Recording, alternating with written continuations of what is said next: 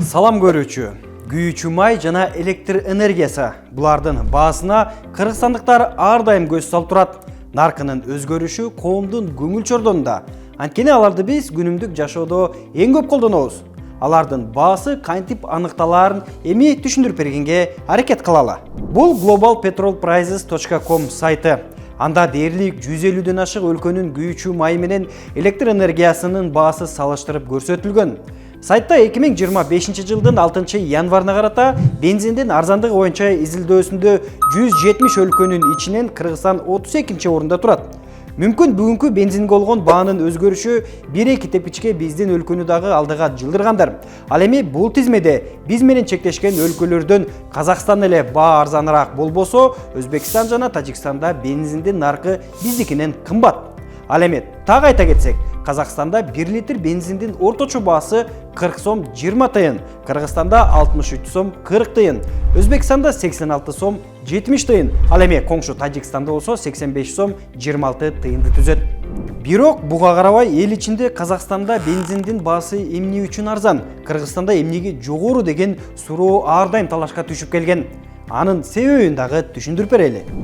Биринчиден, Казакстан нефти өздөрүнөн өндүрүлөт. Былтыр мунай продуктуларынын өндүрүү 11,1 миллион тоннаны түзгөн.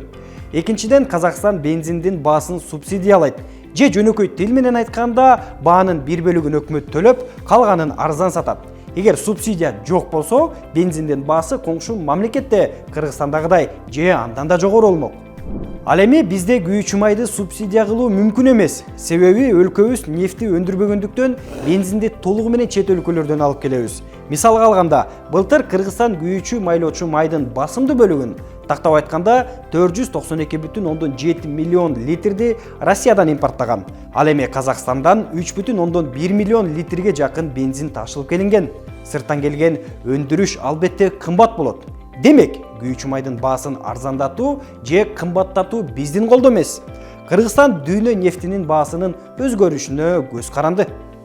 Ал эми Кыргызстан электр энергияны өзү өндүргөндүктөн калкка өздүк баасынан арзан сатат. Светтин өздүк наркы 2 сом 72 тыйын болсо, элге 1 сом 11 тыйындан берип, калганын мамлекет субсидиялайт. Эми жөнөкөй мисал келтирели. Сиз bir айда 300 киловатт электр энергиясын колдонсоңуз, ага 1 сом 11 тыйындан 333 сом төлөйсүз. Ал эми калган 1 сом 62 тыйын айырманы мамлекет берет. Башкача айтканда, 486 сом кошумча төлөмдү сиздин ордуңузга ай сайын өкмөт төлөйт. Ошондой эле мамлекет 63 миңден ашык аз камсыз болгон үй бүлөгө жеңилдик кылып, электр энергиясынын тарифин 55 тыйындан кылып берүүдө. А бул жерде болсо, мамлекет 1 киловатт электр энергиясы үчүн 2 сом 17 тыйын айырмачылыгын төлөп келет. Бул көрсөткүч Кыргызстанды электр энергиясын дүйнөдө арзан саткан мамлекеттердин катарына кошот. Ага ошол эле globalpetrolprices.com сайтынын жыйынтыгы далил. Анда 172 өлкөнүн тизмеси көрсөтүлүп, Кыргызстан 7-чи орунда жайгашкан. Биздин коңшу өлкөлөр алдаганча артта калган. Салыштырып көрөлү. Кыргызстанда абоненттер айына 700 киловатт саатка чейин электр жарыгын керектесе, 1 киловаттына 1 сом 11 тыйын төлөйт. Ал эми 700 киловатт сааттан ашык пайдаланган абоненттерге баа 2 сом 29 тыйын. Ошол эле Казакстанды карасак, электр энергиясы үчүн тариф 100 киловатт саатка чейин керектүү учурунда 3 сом 34 тыйын. Ал эми 100дөн 180 киловатт саатка чейин 4 сом 44 тыйын болот. Ал эми керектөө 180 киловатт сааттан өйдө болсо, 1 киловаттына 5 сом 55 тыйындан төлөйт. Өзбекстанда болсо электр энергиясын 200 киловатт саатка чейин керектөөдө тариф 3 сом 3 тыйын. Керектөө 200дөн 1000 киловатт саатка чейин жетсе 6 сом 5 тыйын болот. 1000ден 5000 киловатт саатка чейин пайдалангандарга электр жарыгы үчүн баа 10 сом болот.